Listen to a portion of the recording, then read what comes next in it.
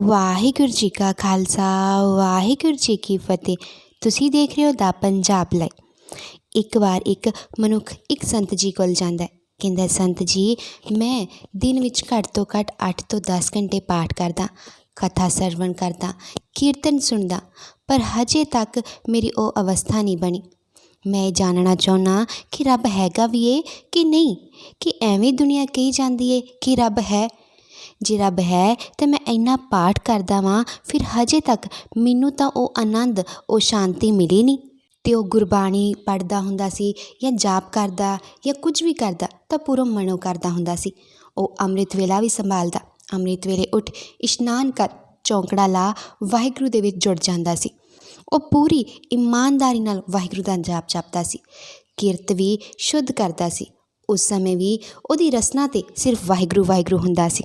ਸੰਤ ਜੀ ਨੇ ਕਿਹਾ, ਕੱਲ੍ਹ ਤੋਂ ਜਦ ਤੂੰ ਪਾਠ ਕਰਨਾ, ਨਾਮ ਜਪਣਾ ਹੈ, ਕਥਾ ਸੁਣਨੀ ਹੈ ਜਾਂ ਕੀਰਤਨ ਸੁਣਨਾ, ਉਸ ਸਮੇਂ ਮਨ ਵਿੱਚ ਇਹ ਖਿਆਲ ਤਿਆਗ ਦੀ ਵੀ ਹਾਂ ਕੁਝ ਹੋਏਗਾ, ਕੁਝ ਹੋਏਗਾ। ਤੂੰ ਐਵੇਂ ਕਰਨਾ ਹੈ ਜਿਵੇਂ ਆਪਾਂ ਕੋਈ ਬੀਜ ਧਰਤੀ ਨੂੰ ਬੀਜਦੇ ਹਾਂ, ਆਪਾਂ ਉਹ ਚੀਜ਼ ਧਰਤੀ ਨੂੰ ਦਿੰਦੇ ਹਾਂ ਅਤੇ ਉਹਦੇ ਬਦਲੇ ਹੀ ਆਪਾਂ ਨੂੰ ਫਲ ਦਿੰਦਾ। ਤੂੰ ਐਵੇਂ ਪਾਠ ਕੀਰਤਨ ਕਥਾ ਐਵੇਂ ਸਰਵਣ ਕਰਨੀ ਹੈ, ਐਵੇਂ ਪਾਠ ਕਰਨਾ ਹੈ, ਨਿਤਨੇਮ ਕਰਨਾ ਹੈ ਵੀ ਤੂੰ ਸਾਰਾ ਕੁਝ ਇਹ ਸੋਚਣਾ ਹੈ ਵੀ ਮੈਂ ਵਾਹਿਗੁਰੂ ਨੂੰ ਦੇ ਦਿੱਤਾ। ਕੁਝ ਵੀ ਆਪਣੇ ਅੰਦਰ ਇਹ ਨਹੀਂ ਰੱਖਣਾ ਵੀ ਹਾਂ ਇਹਦੇ ਬਦਲੇ ਕੁਝ ਹੋਏਗਾ। ਜੇ ਆਪਾਂ ਇਹੀ ਸੋਚ ਲਈਏ ਵੀ ਹਾਂ ਵੀ ਮੈਂ ਜਿਹੜਾ ਬੀਜ ਹੈ ਇਹ ਆਪਣੀ ਮੁੱਠੀ ਵਿੱਚ ਬੰਦ ਰੱਖਣਾ ਅਤੇ ਇਹ ਧਰਤੀ ਵਿੱਚ ਨਹੀਂ ਬੀਜਣਾ, ਇਹ ਥੱਲੇ ਨਹੀਂ ਬੀਜਾਂਗਾ, ਤਾਂ ਫਿਰ ਫਲ ਮਿਲੇਗਾ, ਉੱਥੇ ਰੁੱਖ ਬੂਟਾ ਕੁਝ ਖੜਾ ਹੋਏਗਾ। ਜੇ ਮੰਨ ਲਓ ਕਣਕ ਹੈ, ਆਪਾਂ ਖੇਤ ਵਿੱਚ ਬੀਜਦੇ ਹਾਂ ਅਤੇ ਜੇ ਉਹ ਆਪਣੀ ਮੁੱਠੀ ਵਿੱਚ ਉਹ ਥੈਲਿਆਂ ਵਿੱਚ ਹੀ ਭਰ ਕੇ ਰੱਖ ਦਈਏ ਅਤੇ ਕਹੀਏ ਵੀ ਕਣਕ ਉੱਗੇਗੀ, ਨਹੀਂ ਨਾ। ਉਹਦੇ ਸਗੋਂ ਜੋ ਥੈਲਿਆਂ ਜਾਂ ਹੱਥ ਵਿੱਚ ਰੱਖਾਂਗੇ ਉਹ ਤਾਂ ਸੜ ਕੇ ਸਵਾਹ ਹੋ ਜਾਏਗੀ, ਗਲ ਜਾਏਗੀ, ਉਹ ਤਾਂ ਕਿਸੇ ਕੰਮ ਵੀ ਨਹੀਂ ਆਊਗੀ।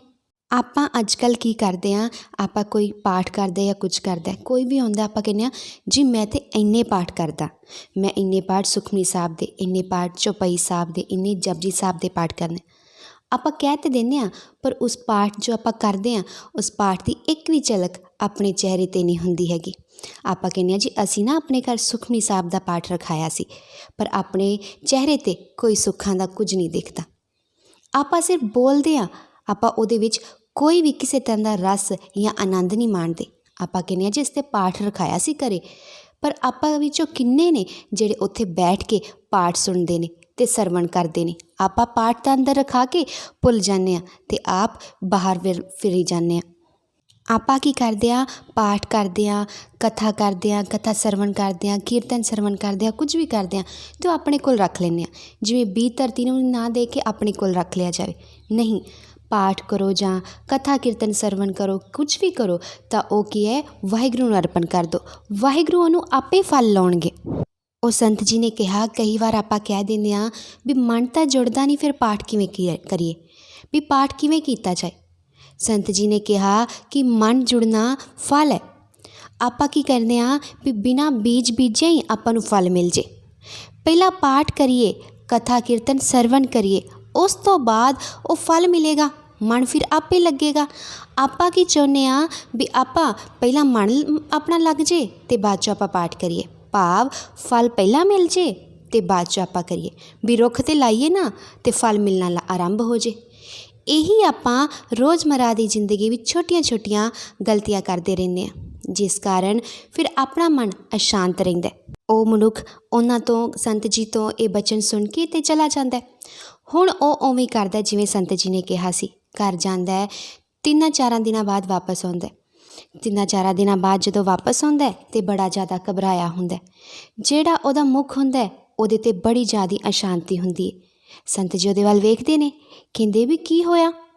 ਕਹਿੰਦਾ ਜੀ ਮੈਨੂੰ ਨਹੀਂ ਪਤਾ ਮੇਰੇ ਨਾਲ ਕੀ ਵਾਪਰਿਆ, ਮੇਰੇ ਨਾਲ ਕੀ ਖੇਡ ਵਾਪਰੀ ਹੈ। ਸੰਤ ਜੀ ਕਹਿੰਦੇ ਦੱਸੋ ਤਾਂ ਸਹੀ ਕੀ ਹੋਇਆ।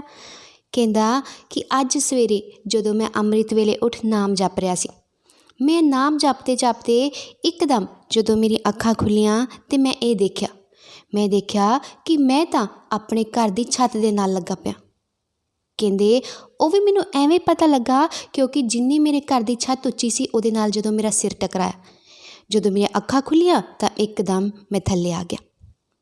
ਸੰਤ ਜੀ ਕਹਿੰਦੇ ਉਸ ਸਮੇਂ ਵੀ ਤੂੰ ਗਲਤੀ ਕੀਤੀ ਸੀ ਅਤੇ ਹੁਣ ਵੀ ਤੂੰ ਗਲਤੀ ਕਰ ਰਿਹਾ। ਉਹ ਕਹਿੰਦਾ ਜੀ ਮੈਂ ਸਮਝਿਆ ਨਹੀਂ।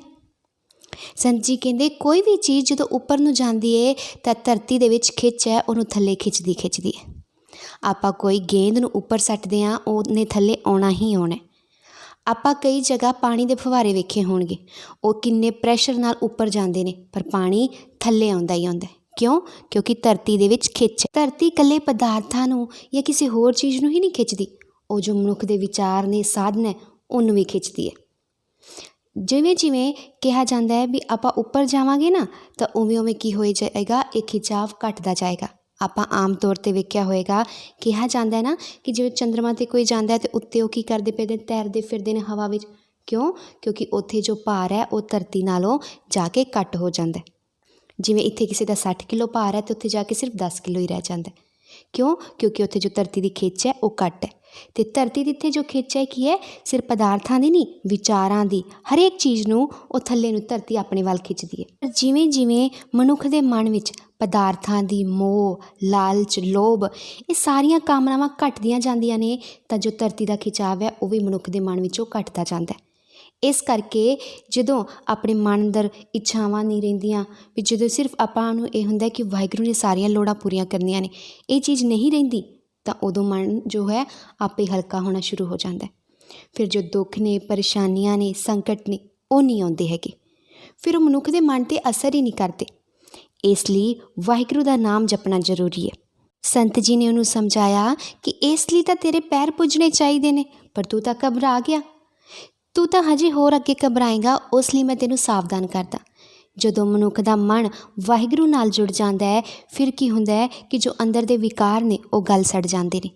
ਫਿਰ ਮਨੁੱਖ ਨੂੰ ਐਵੇਂ ਲੱਗਦਾ ਹੈ ਕਿ ਸ਼ਾਇਦ ਮੇਰੇ ਉਸ ਵਾਹਿਗੁਰੂ ਨਾਲ ਅਕਾਲ ਚਲਾਣੇ ਹੋ ਕੇ ਹੁਣ ਮਿਲਾਪ ਹੋਣ ਲੱਗਾ, ਪਰ ਐਸਾ ਨਹੀਂ ਹੁੰਦਾ, ਕਿਉਂਕਿ ਅੰਦਰ ਦੇ ਜੋ ਵਿਕਾਰ ਨੇ ਉਹ ਗਲ ਸੜ ਕੇ ਬਾਹਰ ਹੋ ਜਾਂਦੇ ਨੇ ਅਤੇ ਮਨੁੱਖ ਹੌਲਾ ਹੋ ਜਾਂਦਾ। ਸੰਤ ਜੀ ਨੇ ਇਹਨੂੰ ਸਮਝਾਇਆ ਕਿ ਇਹ ਉਹ ਅਵਸਥਾ ਹੈ ਜਦੋਂ ਕਿਹਾ ਜਾਂਦਾ ਹੈ ਕਿ ਮਨੁੱਖ ਦਾ ਸ਼ਬਦ ਤੋਂ ਜਨਮ ਹੁੰਦਾ। ਇੱਕ ਜਨਮ ਆਪਾਂ ਨੂੰ ਆਪਣੇ ਮਾਂ-ਬਾਪ ਦਿੰਦੇ ਨੇ, ਦੂਸਰਾ ਆਪਾਂ ਨੂੰ ਜਨਮ ਉਹ ਵਾਹਿਗੁਰੂ ਦੇ ਸ਼ਬਦ ਵਿੱਚੋਂ ਮਿਲਦਾ। ਉਹ ਸੰਤ ਜੀ ਨੇ ਕਿਹਾ ਕਿ ਮੈਂ ਤਾਂ ਕਥਾ ਕੀਰਤਨ ਕਰਕੇ ਲੋਕਾਂ ਨੂੰ ਸੁਣਾਉਣਾ, ਵਿਚਾਰ ਸੁਣਾਉਣਾ, ਤੂੰ ਤਾਂ ਵਾਹਿਗੁਰੂ ਦੇ ਵਿਚਾਰ ਹੀ ਹੋ ਗਿਆ, ਤੂੰ ਉਹ ਵਾਹਿਗੁਰੂ ਦੇ ਸ਼ਬਦ ਹੋ ਗਿਆ, ਉਹ ਸ਼ਬਦ ਰੂਪ ਬਣ ਗਿਆ। ਤੂੰ ਤੇਰੇ ਅੰਦਰ ਜੋ ਪਹਿਲਾਂ ਸੀ ਉਹ ਬੀਜ ਨੂੰ ਪਕੜ ਕੇ ਰੱਖਿਆ ਸੀ, ਅੱਜ ਤੋਂ ਉਹ ਬੀਜ ਧਰਤੀ ਵਿੱਚ ਬੀਜਣਾ ਆਰੰਭ ਕਰ ਦਿੱਤਾ। ਉਸ ਚੀਜ਼ ਦਾ ਹੀ ਤੈਨੂੰ ਫਲ ਮਿਲ ਰਿਹਾ। ਹੁਣ ਤੂੰ ਇਸ ਚੀਜ਼ ਨੂੰ ਵਾਹਿਗੁਰੂ ਦਾ ਰੂਪ ਸਮਝ ਕੇ ਅੱਗੇ ਪਸਾਰਾ ਕਰ, ਭਾਵ ਹੋਰਾਂ ਨੂੰ ਵੀ ਦੇ। ਜੋ ਵਾਹਿਗੁਰੂ ਨੇ ਤੈਨੂੰ ਗੁਣ ਦਿੱਤਾ ਹੈ, ਤੂੰ ਅੱਗੇ ਵੀ ਸਿਖਾ। ਗਿਆਨ ਜਦੋਂ ਵੰਡੀਦਾ ਅਤੇ ਹੋਰ ਵੱਧਦਾ।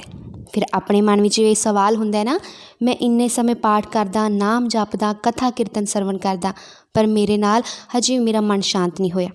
ਤਾਂ ਜੋ ਆਪਾਂ ਬੀਜ ਫੜ ਕੇ ਬੈਠੇ ਹਾਂ ਕਿ ਮੈਂ ਇੰਨਾ ਕੀਤਾ, ਮੈਂ ਇਹ ਕੀਤਾ, ਉਹਨੂੰ ਧਰਤੀ ਦੇ ਵਿੱਚ ਬੀਜਣਾ ਆਰੰਭ ਕਰਦੀ, ਉਹ ਵਾਹਿਗੁਰੂ ਨੂੰ ਅਰਪਣ ਕਰਨਾ ਆਰੰਭ ਕਰਦੀ ਹੈ। ਉਹਦੇ ਵਿੱਚ ਆਪਣਾ ਦਿਮਾਗ, ਆਪਣੀ ਸੁੱਤ ਬੁੱਧ ਉਹਦੇ ਵਿੱਚ ਲਾਈਏ ਅਤੇ ਵਾਹਿਗੁਰੂ ਦਾ ਨਾਮ ਜਪੀਏ। ਸਿਰਫ ਮੇਰੀ ਮੈਂ ਕਰਨੀ ਛੱਡ ਦਈਏ। ਜਦੋਂ ਐਵੇਂ ਹੁੰਦਾ ਨਾ, ਮਨ ਨਹੀਂ ਲੱਗਦਾ, ਪਹਿਲਾਂ ਪਾਠ ਕਰਨਾ ਆਰੰਭ ਕਰੀਏ, ਫਿਰ ਆਪੇ ਹੀ ਮਨ ਲੱਗੇਗਾ। ਪਾਠ ਜਦੋਂ ਕਰਾਂਗੇ ਉਹ ਆਪਾਂ ਨੂੰ ਫਲ ਮਿਲੇਗਾ, ਵਿੱਚ ਮਨ ਲੱਗੇ, ਫਿਰ ਆਪੇ ਹੀ ਸਾਰੀਆਂ ਖੁਸ਼ੀਆਂ ਪ੍ਰਾਪਤ ਹੋਣਗੀਆਂ। ਜਿੰਨਾ ਚਿਰ ਅੰਦਰ ਇਹ ਲਾਲਸਾ, ਮੋਹ ਹੈ ਨਾ, ਉਹਨਾਂ ਚਿਰ ਬਸ ਆਪਣੀ ਇਸੇ ਚੀਜ਼ ਨਾਲ ਪਕੜ ਰਹੇਗੀ।